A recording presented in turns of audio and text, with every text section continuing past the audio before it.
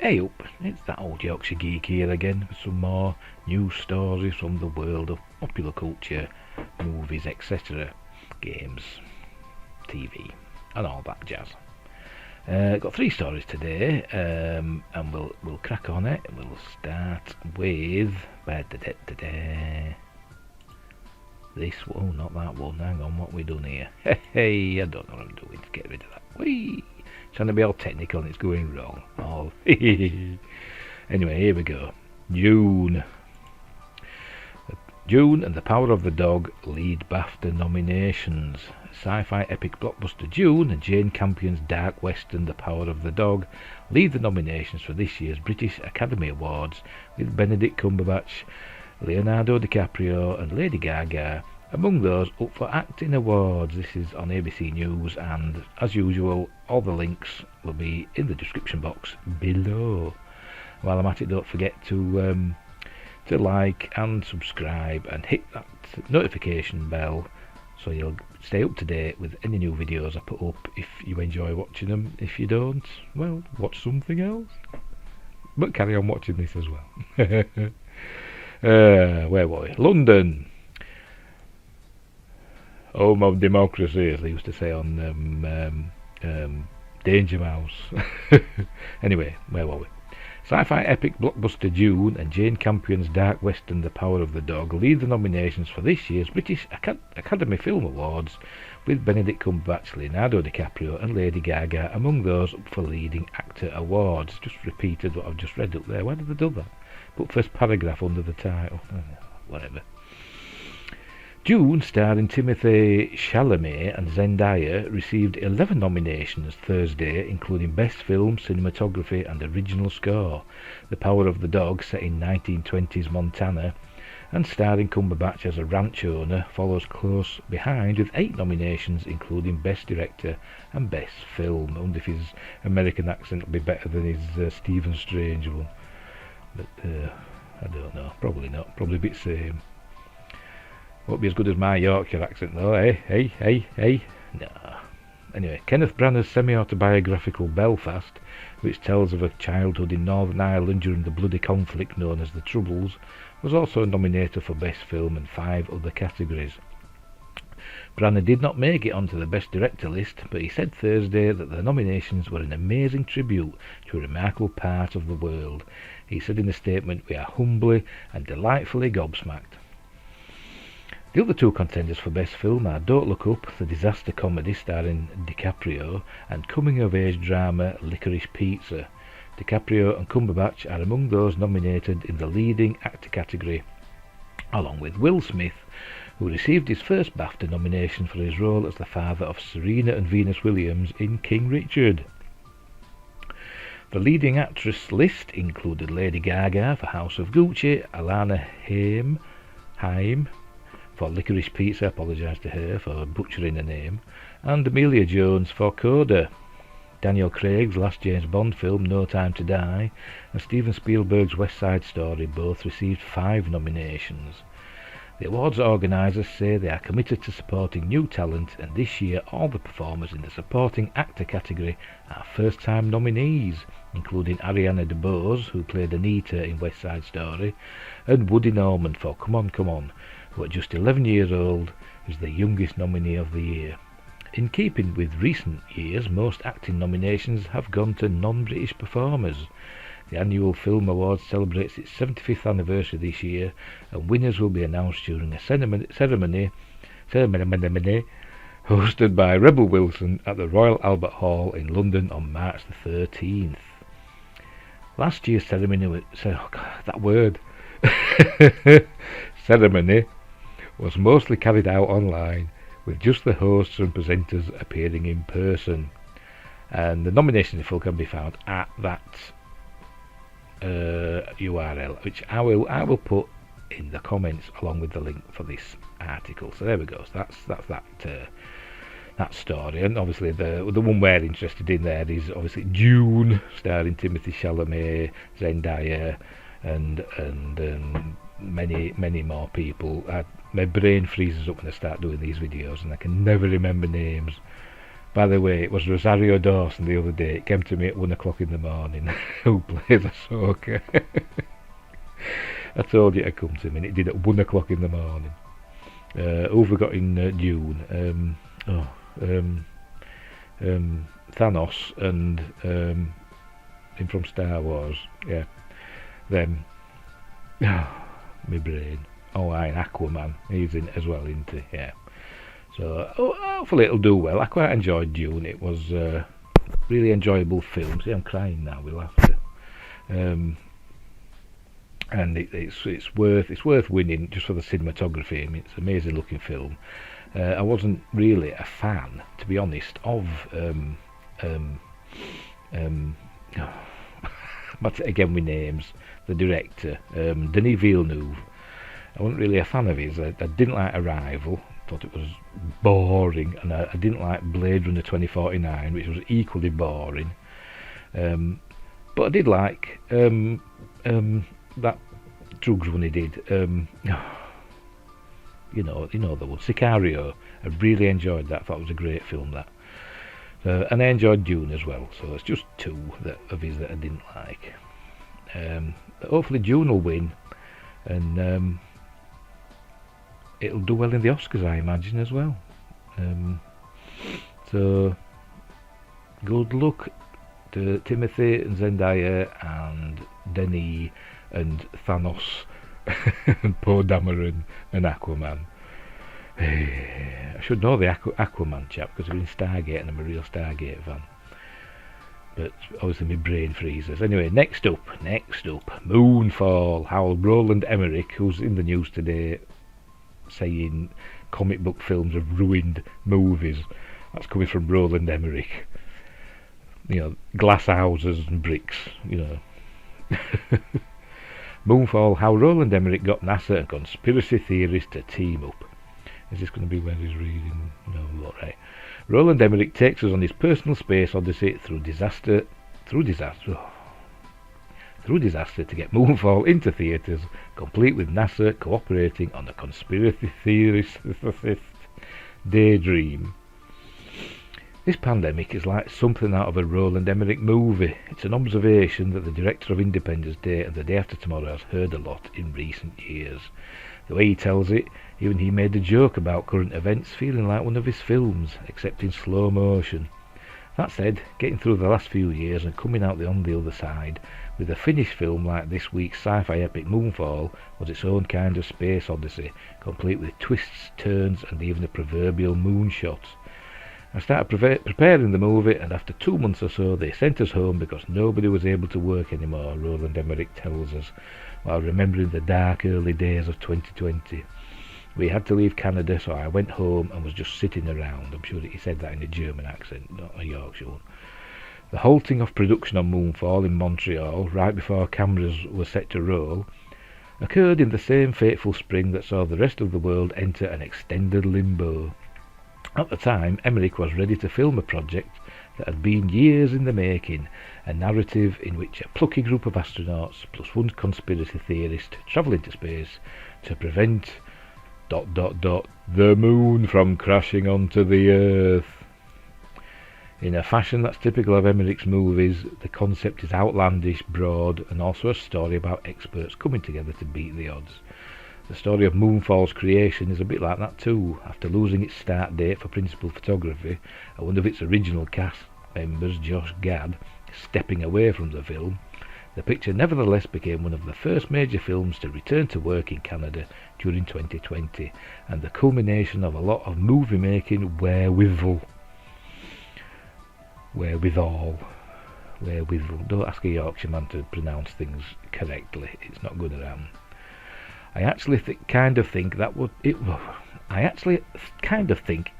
it was good, Emmerich says today, and I can't read either. I can't pronounce words, and I can't read, and I can't remember names. Why am I doing this? I don't know. We'll start again. I actually kind of think that it was good, Emmerich says today. For starters, it gave the director, his line producer and production manager more time to prepare the film, which they did from Montreal when they were eventually permitted back into the country.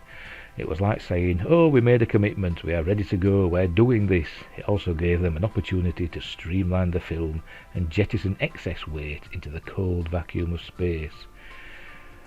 Since Moonfall was largely independently financed, one of the rare ways Emmerich could get around what he sees as a growing disinterest in Hollywood for anything that isn't a superhero movie, like I said before, the film was not going to get any additional financing on top of its roughly $150 million budget, after what ultimately turned into a month-long pause that led to some tough choices. It's always super complicated between insurance and completion fund and all these kinds of things, said Emmerich. And then we had to still shoot the movie. I wanted to shoot the movie in 70 days, but now I had to cut 9 days out and shoot it in 61. It was the only way we could make it, because the studios always have a budgeting ceiling, and this is financed, and nobody else will give you any more money. Traditionally, in a situation like this, you are expected to cut sequences out of the script. Instead, Emmerich decided that it's probably best I cut out shooting days and not scenes. The result was a tightly produced sci-fi extravaganza, filmed at a pace apropos to the 3-week time limit the main characters are operating under in the film. The finished film stars Patrick Wilson and Halle Berry as a pair of once tightly knit astronaut buddies who, after an accident in space, which may have been due to something extraterrestrial in origin, has caused them to part ways. Berry's Dr. Jacinda Jo Fowler has stayed at NASA, rising through the ranks to eventually become the head of the organisation, while Wilson's Brian Harper has washed out of the space program, becoming a drinker alienated from even his teenage son, Charlie Plummer. When a sigh says it's going to be another woman I'm not against women, I'm just saying it's going to be another woman saves the day. You know, we've got a bad dad, not Baghdad, a bad dad, drinking excessively, neglecting his family. But I'm sure he'll redeem himself with the help of a strong woman. But enough of that. But when a conspiracy theorist who no one believes, John Bradley, who looks like Josh from Den of Nerds, I know it's Sam from Game of Thrones, becomes the first Earthling to realise that the moon has exited its orbit and is slowly moving closer to our planet, called Dr. Zarkov.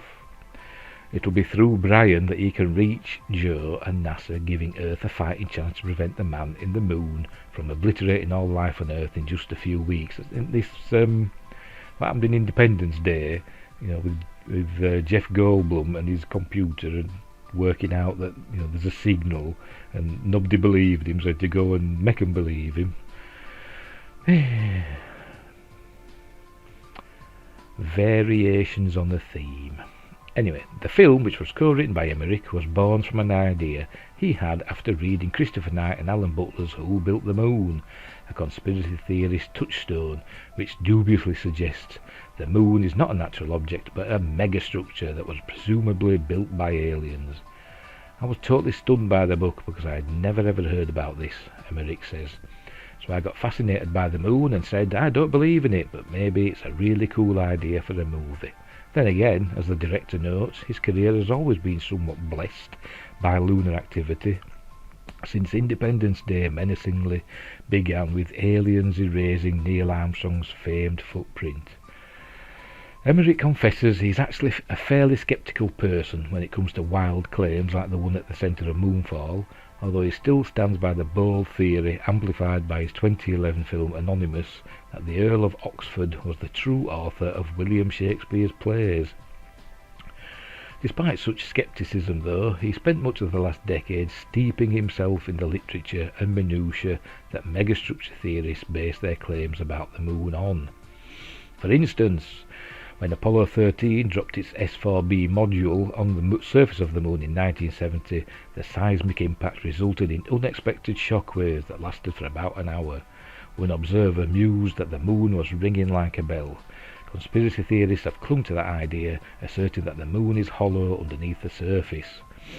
It's not hollow, though. I mean, the current theory, I think, this is a while ago I read this anyway, is that the moon isn't hollow, but it does have a lot of not caverns or what's the word? Because there's a lot of there was a lot of volcanic activity in the early days of the moon.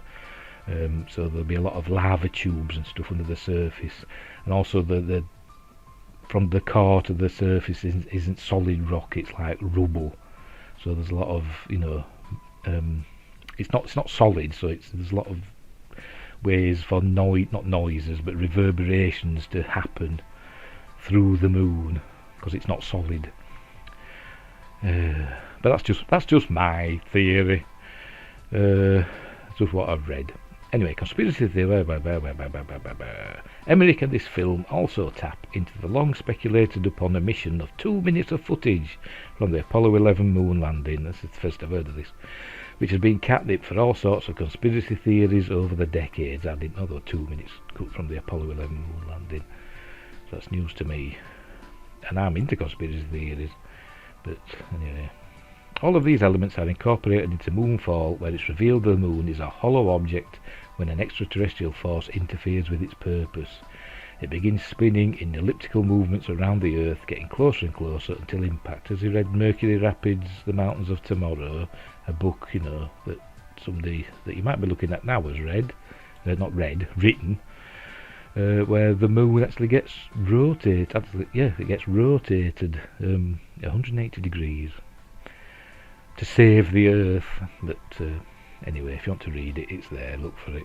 Just buy. There's three books, or there's an omnibus edition you can get from Amazon, either on Kindle or as a paperback. That's enough self promotion. Those elliptical orbits were the result of Emmerich and co-screenwriter Harold Closer taking the concept to actual scientists. While experts noted that this would be impossible to actually happen, since the moon is a natural object, some pointed out that if the moon were to theoretically leave its orbit, it would continue to rotate instead of dropping straight down like something out of The Legend of Zelda, Majora's Mask. It's super important, Emmerich says, about scientific feedback, because when you don't do that, the movie falls apart. Because you can't have all the answers. Scientists have all the answers, and you have to really listen to them too. So I learned a lot of stuff about the moon and the space shuttle program, and I listened to them, and then I changed my script accordingly. One such influence came from the realization that only when the moon crested, that is to say, appears to rise over the horizon while making its increasingly closer rotations, it would become visible again as it fell. Additionally, as it appeared to rise overhead from the human perspective, it would distort gravity, but not in a way where people would necessarily fall straight upwards. Yeah, it's just gravity, innit? It'd have an effect, but you won't feel it. That's what, it's tidal forces, isn't it? Anyway, whenever the moon rises, it's always that angle. Emmerich explains. That was for me totally new. How would you ever believe that? But it always looks like it is going up and up and up and sinks again. Also, everything lifts off, but it only lifts off at a certain point. Emmerich Emmerich has some fun in the third act with using those elements to destroy the surface of the Earth. Nice. But his primary focus in this movie is the unlikely trio of heroes, Berry, Wilson and Bradley's astronauts, piloting an old defunct NASA shuttle back into space for a Hail Mary attempt to prevent global annihilation.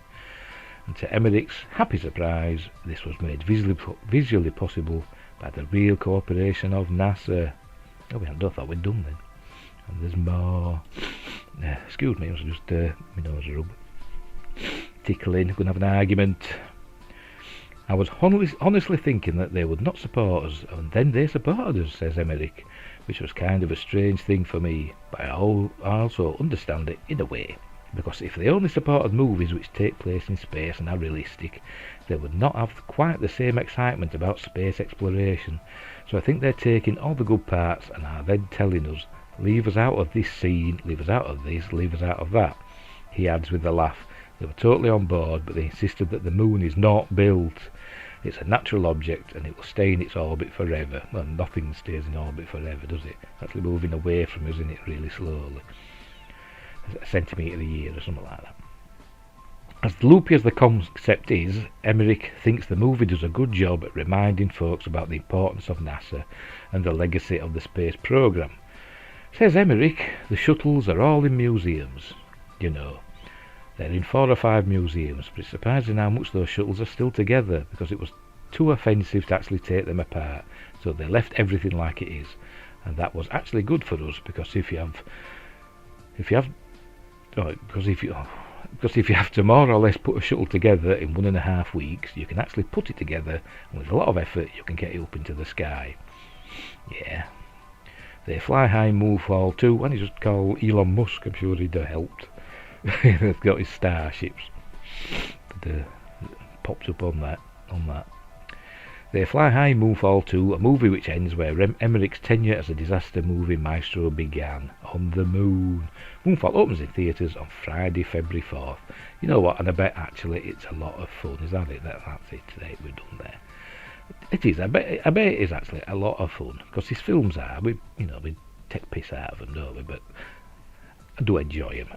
I love Independence Day, and I quite enjoyed Independence Day Resurgence, to be honest. People call it, regurgence, but it wasn't that bad, was it? It was fun. It was a fun movie. It didn't have to make sense. And I like a lot of his. I mean, it gave us Stargate, didn't it? And that's not a bad thing. I mean, I know him and Dean Devlin didn't like the series, did they? But the series was better. The 3 series was better than the film. A lot better than the film. Because it expanded on it, didn't it? But I digress. Anyway, so Moonfall, February 4th. But I think I'll be waiting for it to come out on DVD or Blu-ray or 4K or all the things. VHS. So there we go. Anyway, Moonfall, go see it. It'll be fun. And finally, one that I'm going to probably have a rant at. Best Sci-Fi TV shows of all time.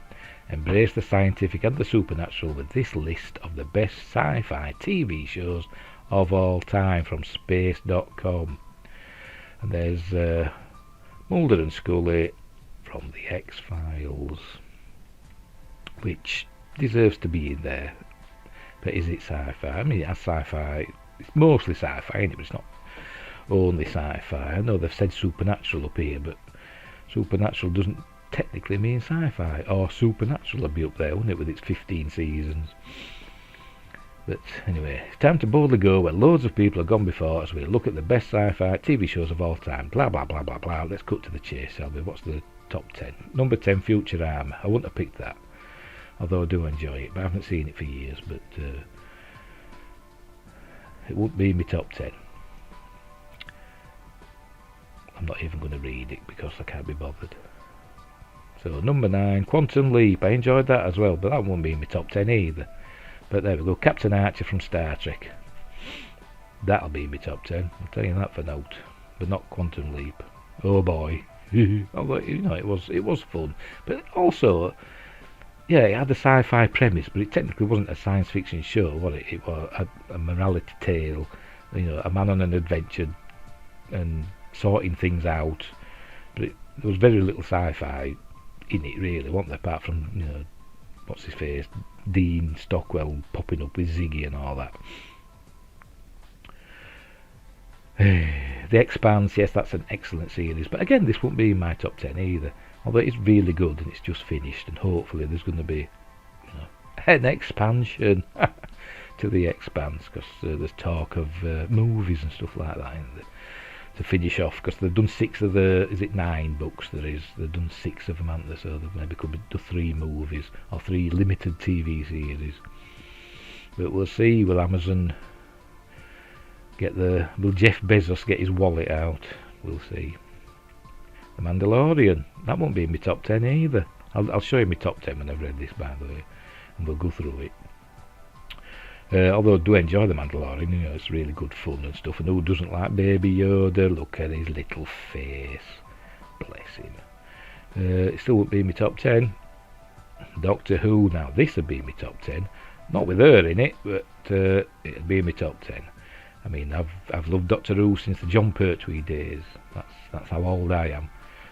and Tom Baker is the Doctor, and Peter Davison, I loved him as well, and I enjoyed the when it rebooted with Christopher Eccleston, but David Tennant, he knocked it out of the park, didn't he? He became, after Tom Baker, he was the Doctor, in brackets 2.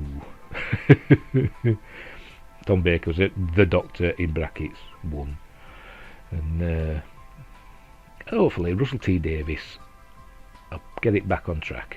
I mean, I do, I've nothing against Jodie Whittaker. She's a nice actress and stuff. She was great in Attack the Block, but as Doctor Who, I know she's only reading acting what she's given in the script, so you can't entirely blame her. So anyway, number 5 for them, Stranger Things, another one which won't be in my top 10. Although I do enjoy it, it's it's fun, but it's not the best sci-fi, not in the best sci-fi TV shows of all time, is it? Didn't prove me wrong. Number 4, The Twilight Zone. Now this will be my top 10, but would this be classed as sci-fi? I mean, it's an anthology series technically, in it. It's a lot of sci-fi in it, but some horror, some mystery, some fables, and as I said before, morality tales. Isn't they? Not all specifically science fiction, but it deserves to be in there. Number 3, The X-Files. I've done my list and actually I haven't put X-Files in, and maybe I should have. Maybe should have swapped it out for one of others. Anyway, we'll come to that, because X-Files is amazing. It lost its way towards the end, didn't it? And although I did enjoy Robert Patrick and what's her face as Reyes and Doggett, Annabeth Gish. Oh, remembering names, yay! And I liked the movie, the first movie. I thought that was great. But the second one, I Want to Believe, was awful. It wasn't even as good as the series, and and I quite enjoyed the when they restarted it, didn't they, recently, and they were okay. But the original run of the X-Files up to about series 7 and 8 was top-notch telly. Battlestar Galactica, another one that's in my list, but not solely, the new Battlestar Galactica. Got to give a nod to the original. It was cheesy, and Galactica 80 was awful, but Battlestar Galactica, that was really, really good. A bit of a ropey ending, but well worth it. Edward James Olmos, great stuff. Katie Sackhoff and Starbuck, Starbuck's a man. Not in this, she ain't. So it just proves you can gender swap characters if you do it properly. Jamie Bamber as Apollo, and yeah, really good, really enjoyed it. And number 1, Star Trek: The Next Generation. I mean, in my list, I just lump all the Star Treks together, proper Star Treks. But yeah, Star Trek: The Next Generation is excellent. First season, not great, but second season, got better. Third season, it really hit its stride. New uniforms, kind of a, I can explain it. From third season, it got cosy. It started became like getting home on a night, drawing curtains, put fire on, getting all comfy, putting your slippers on, get a nice cup of tea, sitting down, putting Star Trek on, sorted.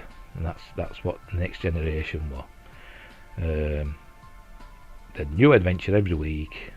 You knew you were safe in the Enterprise. Even though they got all sorts of scrapes they got into, you knew you were safe, and you knew you were gonna be told a good story. So there we go. So that's their list. So shall we go? And I shall tell you my list. So we'll get rid of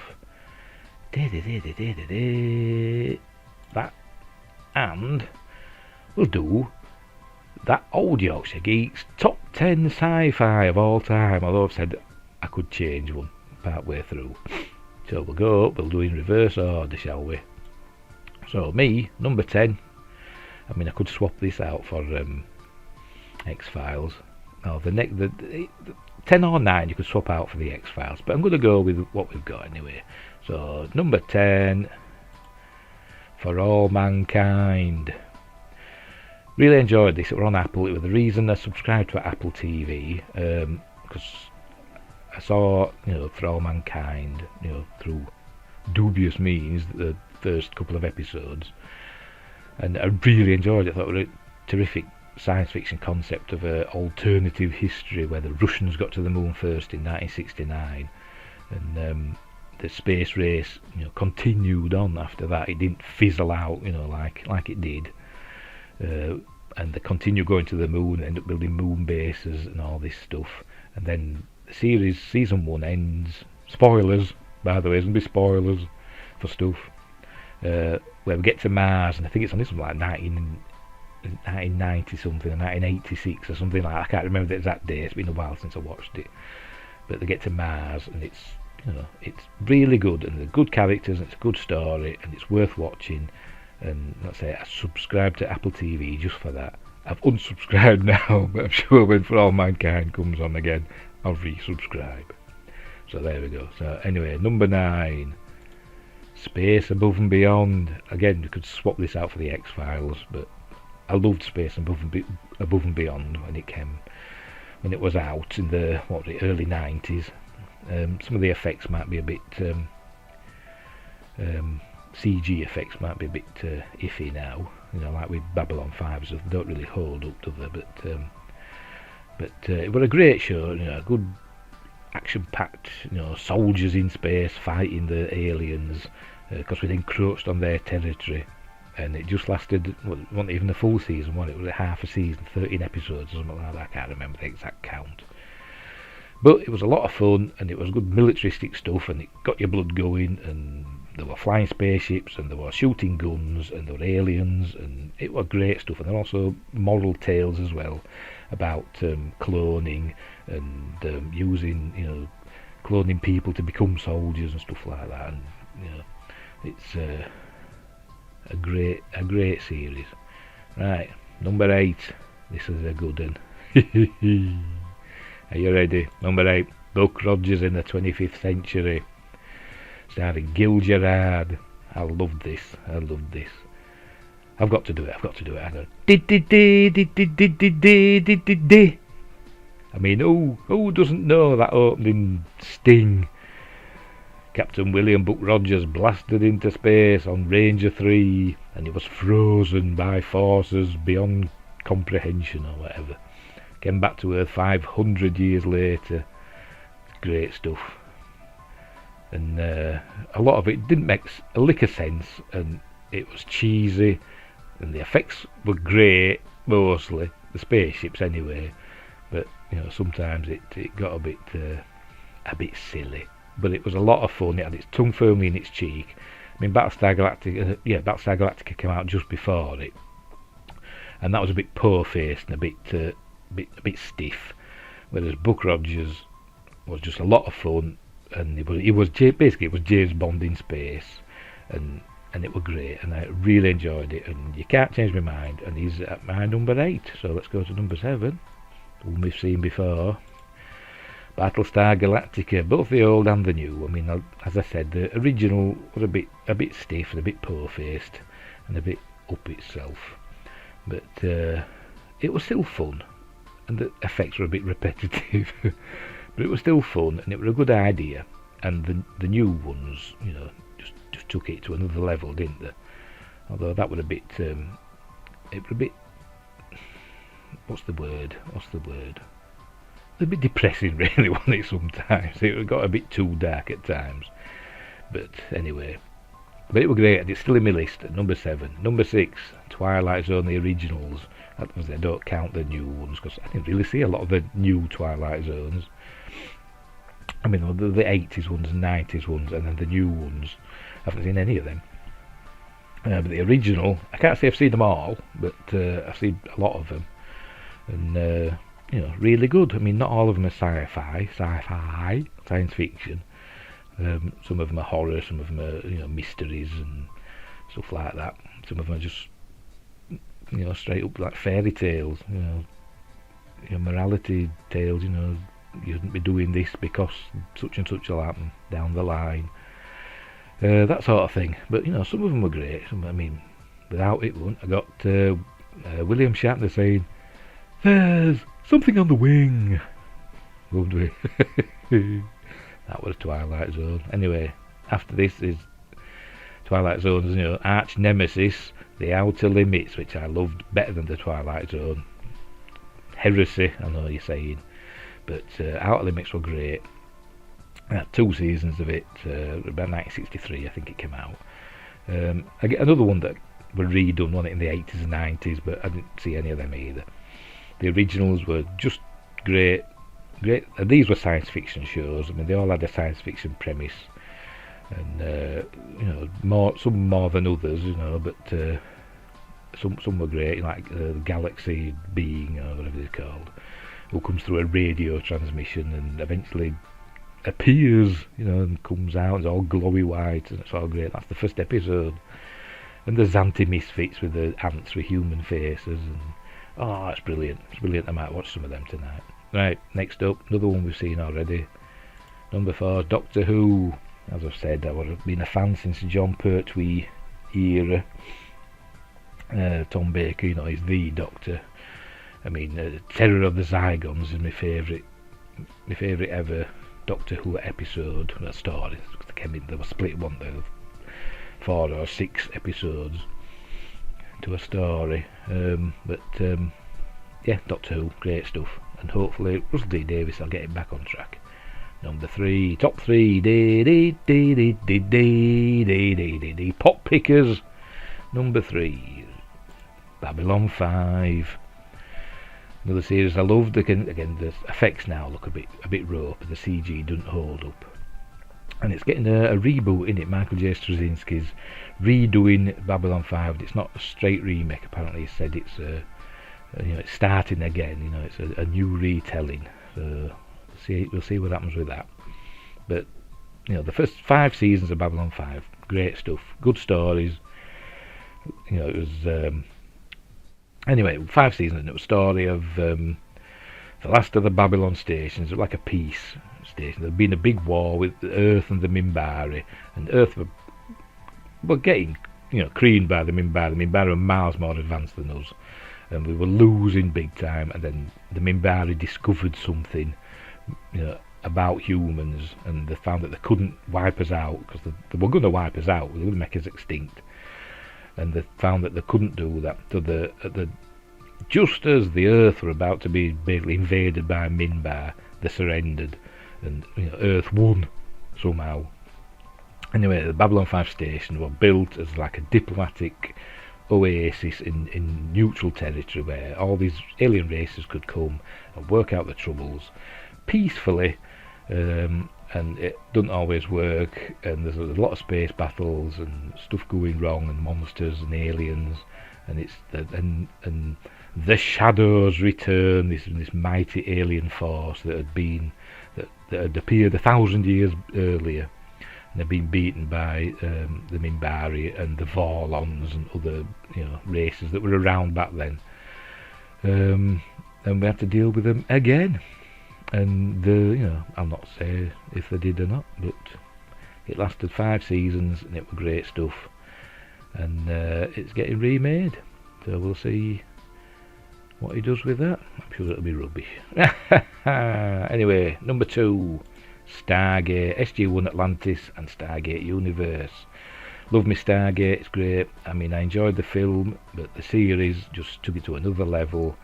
I mean, in the film, the Stargate only went to one place, but in the series, they expanded beyond that, because all these symbols on the Stargate, and all the chevrons and stuff that move, that, when it's activating, and they decided that it could go different places, and there's Stargates all over the galaxy. And then in Atlantis, Stargate Atlantis, there was Stargates in another galaxy, and they found that it could go there, because they found that there's more chevrons around the Stargate than it actually uses. So they found 7 chevrons were used to go places in our galaxy, and they found if they used an 8th chevron, they could go to another galaxy. And then in Stargate Universe, they discovered the 9th chevron, because there are 9 chevrons around it, sent them to an ancient spaceship that's billions of light years away and going somewhere, at the edge of the universe, trying to find, what it's all about and the meaning of life, basically. And it's not 42, well, as far as we know. But that got cancelled after 2 seasons, so we never got a conclusion to that, apart from in the comics. But it's just a continuation rather than a conclusion in a comic run. But hopefully Stargate will be coming back, because MGM has been bought by Amazon, and apparently Amazon are keen to start Stargate up again, and not just not remake it or reboot it, but as a continuation with some of the old characters, from the original start. Jack O'Neill and Samantha Carter and Teal'c and all them.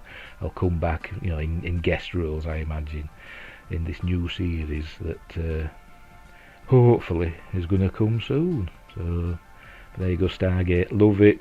I've cosplayed as Stargate stuff, because I'm a big nerd and I'm a big geek, and I love my Stargate. But number 1, you can guess what this is going to be: Star Trek. And I put there the original series, the animated series, the Next Generation, Deep Space Nine, Voyager, and Enterprise, but not Kurtzman Trek. I mean, I'm not a fan of, from 2009, the J.J. Abrams original Star Trek reboot. I mean, I didn't hate that film. The parts of it I hated. I think the Enterprise looks awful. I hated the transwarp beaming thing. It just annoyed me. Mostly. But I didn't hate it. Star Trek Into Darkness, I loathe that film. It is awful. But Star Trek Beyond, I actually quite enjoyed that. Although it does have, everything has problems these days. Nothing's perfect. I mean, even the original Star Treks weren't perfect, but they weren't annoying. If you know what I mean. But anyway, yeah, so the original series of Star Trek is where it all started. I mean, you could say it started with The Cage, because that was the original pilot that was rejected by the studio, and it was released, I think it was released in the 80s on VHS and in black and white, but now it's been fully restored. It's on the DVDs and Blu-rays, as a standalone episode. But it was, in the original series, it was split into a two-parter called The Menagerie, where Spock basically mutinies and takes the Enterprise to a planet called Talos 4, with his old captain Christopher Pike, who's basically in a wheelchair, and he can't talk. He could just communicate by beeping a light, making a light go beep. Because he had an accident, which is what Strange New World is going to be about. Is that what's going to end with his accident? Gets all burnt. Is it delta rays or something? I don't know. But that's by the by. But anyway, The Cage, he goes. It's that story of him going to Talos 4, and the aliens with the big heads with veins throbbing, creating things with the power of the mind, and it's great stuff. And I think The Cage is the best science fiction thing, with the movie, TV or whatever, of the 1960s. You got your 2001s, Planet of the Apes. What else is 1960s? The Time Machine was 1960. All sorts of things in 1960s science fiction. But I think Star Trek: The Cage was the best science fiction subject released then. And then after the original series, it went to Captain Kirk and Spock and McCoy, and it ran for 3 seasons, and it was the start of there's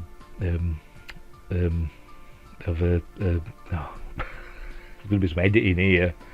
A phenomenon. That's the word. A phenomenon. I mean, it was cancelled because they kept putting it in a late Friday night slot when everybody's out getting pissed, and nobody watched it, and then got cancelled after 3 seasons. So it was a bit of a failure, really, but it went into syndication. There were enough episodes of it to go into syndication, 79 episodes. And it went into syndication, and became a hit, because stations could take it and put it, whenever they wanted to put it on. So a lot of people were starting to see it, at tea times and stuff like that.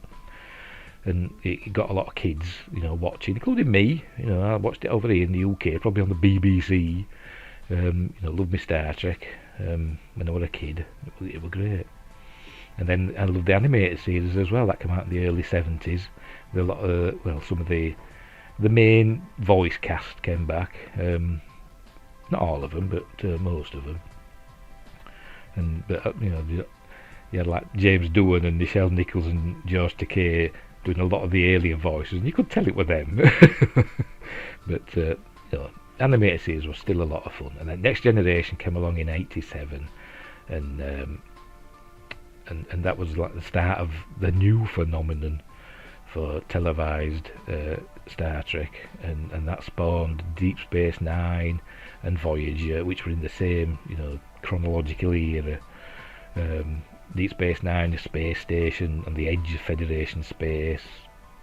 You got you got the wormhole that leads to the Gamma Quadrant, which is like across the galaxy, and then aliens coming through, invading our quadrant. We live in the Alpha Quadrant, invading our quadrant, and there was a big war, the Dominion War, which like billions were killed, and all that happened on Deep Space Nine. Had the best space battles in Star Trek, especially towards the end of the Dominion War, and it was great stuff. But there's also proper Star Trek stories. Good versus evil, right and wrong, and all that, choices that you have to make. But that, it was great. A lot of people think Deep Space Nine is the best Star Trek, and maybe it is. I like them all quite equally, but I think Deep Space Nine was the most daring of the Star Treks. And then you Star Trek Voyager, which came then, and that was back to a ship-based show. Where Voyager was flung across the galaxy. I mean, Deep Space Nine, you had a wormhole leading across the galaxy, but Voyager was actually taken across the galaxy by an alien force, and it couldn't get home. The alien, they could have got home, but they made a choice not to take the easy way home in order to save these people on another planet that they didn't even know. But that's Starfleet and the Federation, isn't it? And so it took them 70 years to get back. And obviously it didn't. They got home by end of season 7, spoilers, so it took them 7 years to get back. But I enjoyed Voyager. It was good. And then they decided to go back in time with it was just called Enterprise originally, wasn't it? And then I think season 3 they started calling it Star Trek Enterprise. But I love people say they don't like Enterprise because it's not proper Star Trek, they say, and the theme song was all wrong. But I loved Enterprise. I thought it was really good. And the people said, how come these Klingons have got ridged foreheads when they didn't have ridged foreheads in the original series? And they explained it, didn't they? So in season 4 of Enterprise, they explained why the Klingons didn't have ridged foreheads in the original series. So there you go. So just give it time and they'll find an answer for stuff. So there you have it. That's my top 10. Star Trek number 1, Stargate number 2, number 3, Babylon 5, number 4, Doctor Who, number 5, The Outer Limits original, number 6, Twilight Zone original, number 7, Battlestar Galactica old and new, number 8, Buck Rogers in the 25th Century, I'll not do it again, 9, Space Above and Beyond, number 10, For All Mankind, and you could add in the 9.5, The X-Files, which I don't know why I didn't think of The X-Files when I was doing my list, but there you go. So it's me top 11. So anyway, so we'll leave it there, shall we? We'll stop while I'm ahead. So it's been quite a long one today, hasn't it, with me going on about all this. So anyway, until next time, I'll see thee.